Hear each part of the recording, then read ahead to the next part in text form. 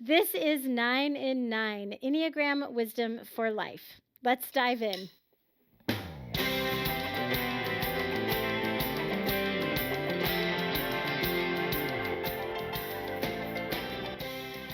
Diane, it is so nice to have you today. Thank you for coming.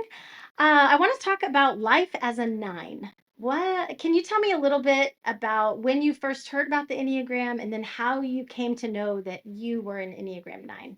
Well, it's been just about a year ago, March 2024. So I took the assessment that you offered, and my results came back as 9, 6, and 4.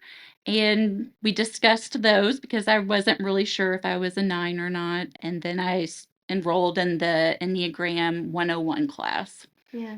And so what about the 9? Do you remember any specifics that you were like, oh, okay, yep, that one's me? Um, Control. I didn't think I related to the power aspect at first, but learning more about what it entailed, not really being dominant or anything like that, I realized that I did fall into that as well. But power, I guess, also always seemed like a negative Mm-hmm. to me, especially as a woman.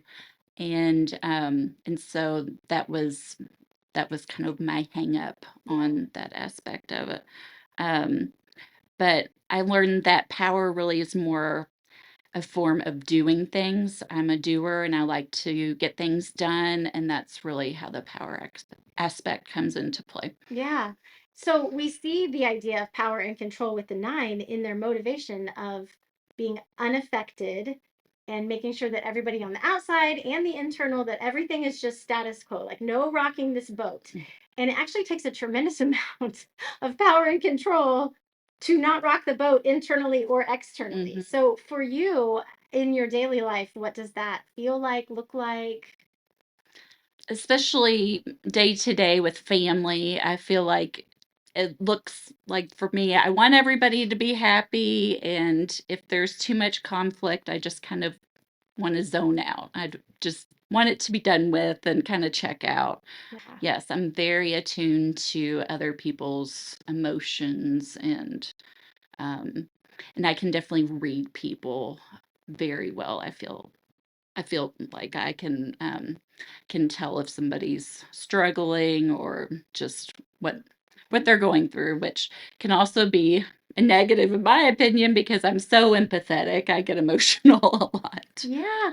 Well, I think that you have that instinct, that body triad is definitely has that instinct. So where it might not be like emotionally driven of reading the room, Mhm, it is a gift of the 9 to be able to like see lots of points of view, mhm, see everybody that's in the situation and how they're doing. mhm, And it's an you said the word, it's an attunement to mhm, your environment and mhm, knowing like, uh-oh, I sense this over here mhm, and this need to make it okay, mhm. or at least you know what you would want to do.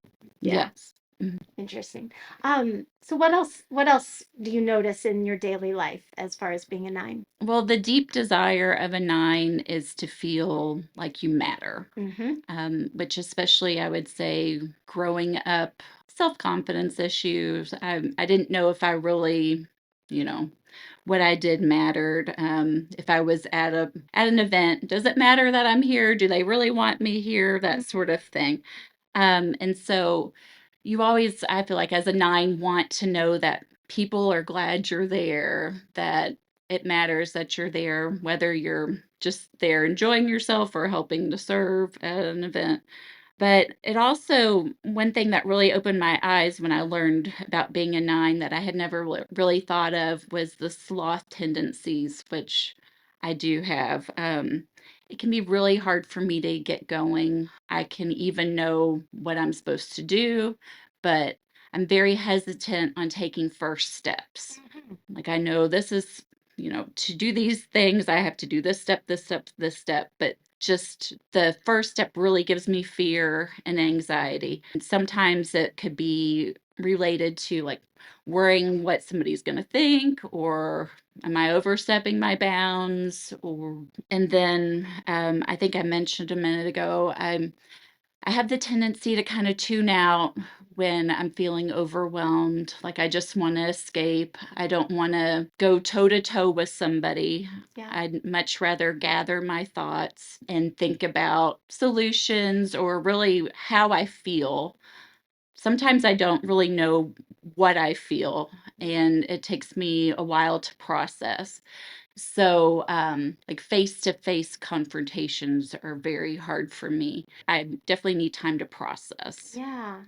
Yeah. And, speaking of that, what the nine is always avoiding is conflict. And you did a really good job of saying when you start to sense conflict or being overwhelmed or feeling like you have to pressure to respond like right away, Mhm, that it makes you kind of want to just like zone out, mhm, numb out. mhm. What kind of things do you find yourself moving towards when you zone out? If I have my phone, I would definitely look down and, scroll Yeah. or just kind of think about something else. Probably just cleaning or doing that. Anything to kind of get me away from what's going on and the pressure. I don't really like the pressure. Yeah. It's great that you mentioned cleaning because this was a discovery that we made during our class Mhm, that you were in, was that that's actually a really common escape mechanism for nines because it is doing mhm, something. And, we often think nine is going to like go lay on the couch for the afternoon mhm, or zone out in, these unhealthy ways, like with mhm, alcohol or mhm, food or scrolling or mhm, whatever. But sometimes the avoidance actually looks like productivity, mhm, and without awareness they don't, a nine wouldn't even realize like, oh, I'm actually avoiding this over mhm, here by doing mhm. this thing here. Yes, I feel like I can be under pressure, though, I can be much more productive and, I've got to do this step, then this step, then this step under pressure.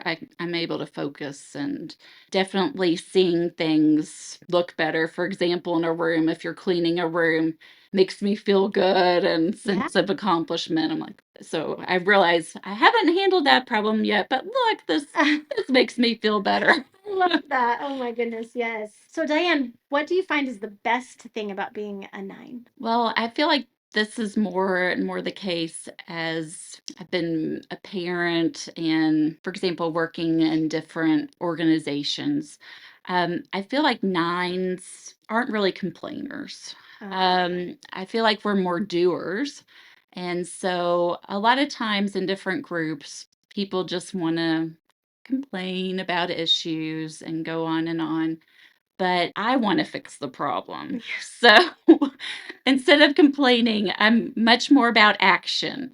So, I'm really thinking about everyone's point of view, how we could come to a compromise, how we could keep people happy, and let's do something about it. Let's not just talk and gossip and just complain for months. Let's yeah. take some action and do it.